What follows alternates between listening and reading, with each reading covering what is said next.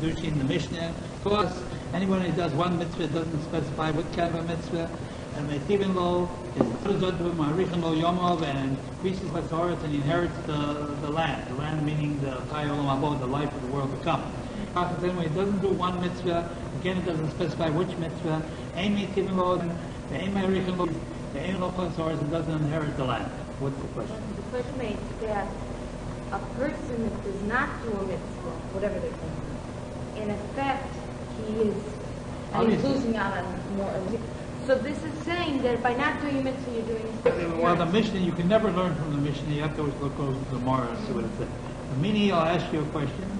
We have the first Mishnah. These are the things. Or the Mochel, the person eats the fruits of them in this world, and the physical part of them remains for him in the world to come. In other words, there are twofold rewards given for mitzvahs, and they specify which ones. The acts of kindness.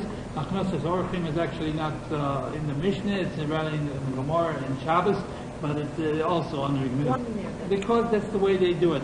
They put in, because it's also, it's another type of, and the study of Torah is equal to them all put together, as far as the merits are concerned. So we see these are the ones that have a twofold reward, but then there's some nebulous mitzvah in the Mishnah mentioned, we don't even know that it has a twofold reward. How could it possibly be? It's got to be one of these. This is where we have to learn Mishnah. Also, mitzvah achas.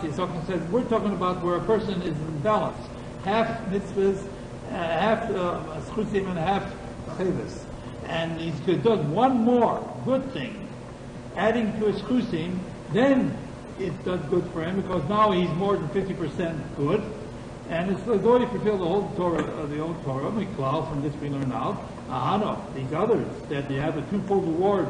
Even with one of these twofold reward mitzvahs, you can go and get a portion of the world to come. It doesn't make sense. If most of your actions are averos, how can you possibly expect to get all of my ball? That if you have it in addition to your schools. The question well, they're asking here, if you have an ordinary mitzvah in addition to your schusim, you will get all my ball because you got basically a tzaddik. But presumably the ones that have a twofold reward attached to it, maybe doing one of them would be sufficient to other things. Other things, regardless if you did anything else. So how can that possibly be that you do one mitzvah and you get a portion of the world to come? Thank you. Rabbi Shmuel says, no, you're right. If you did one of these twofold mitzvahs alone and nothing else, with all of Avos, you certainly would not get a take home ball. But it's trying to tell you this, that if among the 50% schusim you had one of these twofold mitzvahs you fulfilled, then if it was a balance, equally balanced, 50% across, it would overweigh it. You wouldn't have to have an extra mitzvah to be considered a tzaddik, because you are, in effect, considered a tzaddik, even if it's 50-50. I don't expect an answer right away, but everything here, the Gemara is talking about quantity and not, why doesn't it mention quality? Sometimes someone does a mitzvah with so much kavanah and with so much quality that it overweighs 10 people doing the same mitzvah that it doesn't, it's just, it rolls off their back. The Gemara says some people did something in one. We are not... we cannot make we're not talking about quality. We're assuming everything, but everything's done with quality. First of all, mitzvahs are quality, no question about it. But we don't know the weight of how it's performed. In other words, when we say you have 50% schusim and 50 chayvus, it doesn't mean that you did 50,000 mitzvahs and 50,000 averos. It doesn't mean that. No.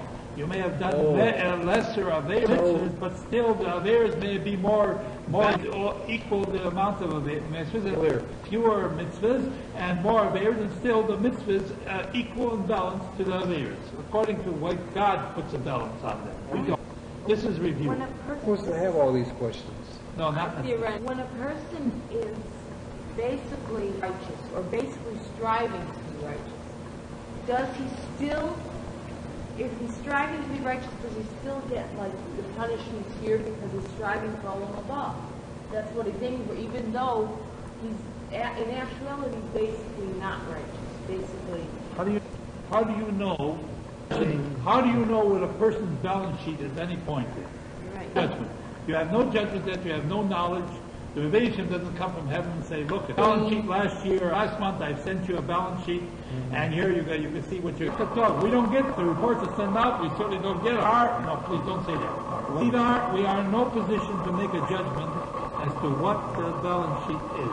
Judgment, obviously, we cannot make a judgment either one way or the other. We can, if you're 50-50, you don't want to mess up what you did up to now.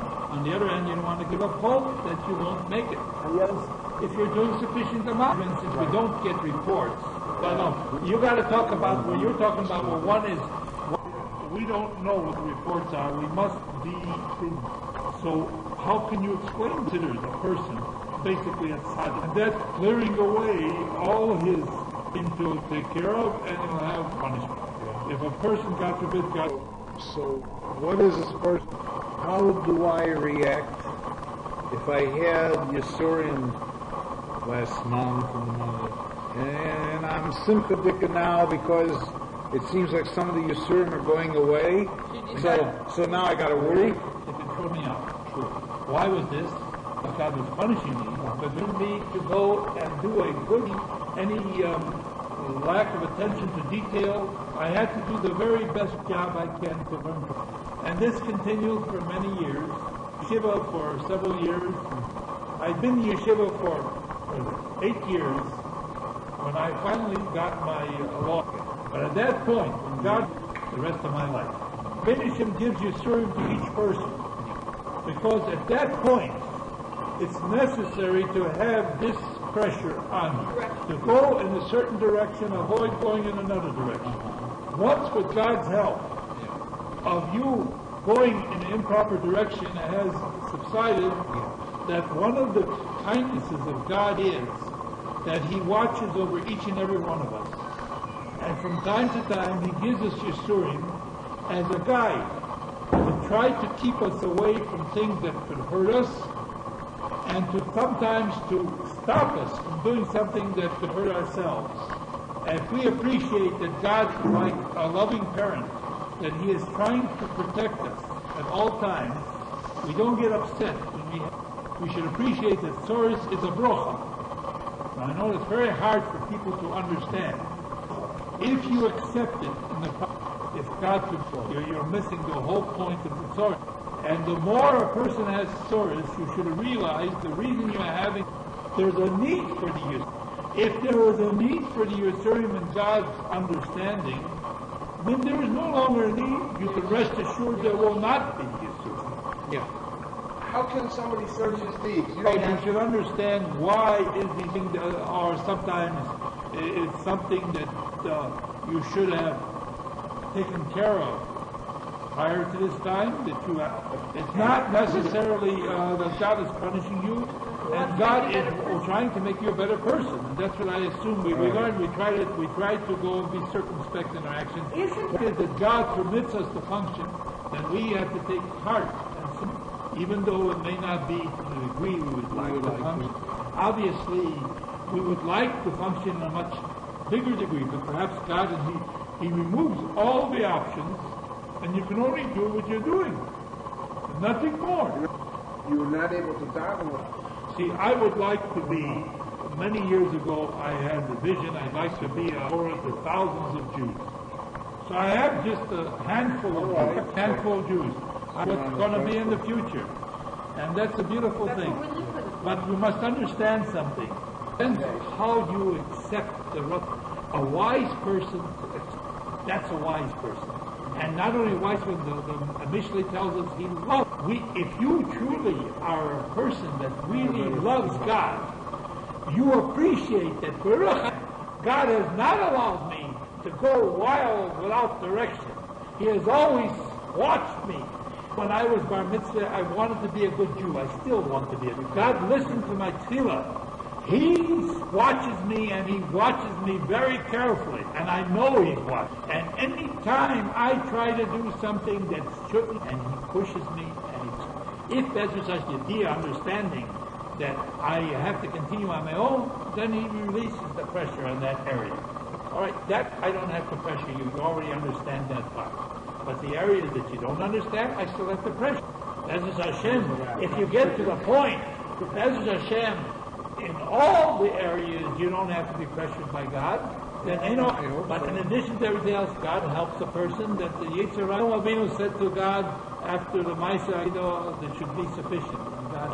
Yaakov Avinu says, Keo Shaddai, it should be sufficient. God should help you when at that point, the last 17 years of Yaakov without Israel. So there is a measure. Obviously, if you can measure up to, you have to endure Yisurim, the Avo. That's by a great program. When a person comes to that madrega, where they have complete control over their machshava and the dibru, at that point you can make anymore, because Baruch Hashem, they have the message and they know what has to be done. They know what the Ratzon Hashem requires of them to do, and they will persist in that. This was an opportunity to serve God with all his soul, with all your heart, to serve God in a certain direction. It's no longer, if God says, for instance, if God says to me that you have to learn something that I have to go and look I look forward to it. Baruch Hashem makes my life happy every day of my life. It's beautiful. So how can you possibly consider learning Rabbi Hashem's Torah as a burden? It's such a tremendous, beautiful, wonderful. This is where we say that you do bad for him, even though he had most chusim. His reward in this world for the mitzvahs is not. Now, the Maharsha says that Rabbi Yaakov says this in relation to an individual. It doesn't say it to a rabbi, because we have many instances when you do have star Kolam Hazeh as well. You understand? There is no positive commandment that's written in the Torah, Shema Mitzchor B'Tzido, has also the reward mentioned by, that also does not have the concept of Techiyas in relation to honoring your father and mother. This mitzvah, if you send away the mother birds, if you want to eat poultry, you send away the mother birds, don't take 2 generations, and you just eat the baby birds for yourself. So you have to send away the birds. You're reading there. I'll start again. Mashava, yeah. How much mission it says you do bad for him, even though he put the mitzvah right up there, further. You're pointing too close. Yaakov, yeah. In this world, Leko, there's not. Only in the world to come. The Yaakov Omer of Yaakov's little son, Abira, go up to the tower and bring me these little baby birds. So he's become. Perhaps it never happened, this type of a situation, that a person was fulfilling one of these mitzvahs, or in a case it never happened.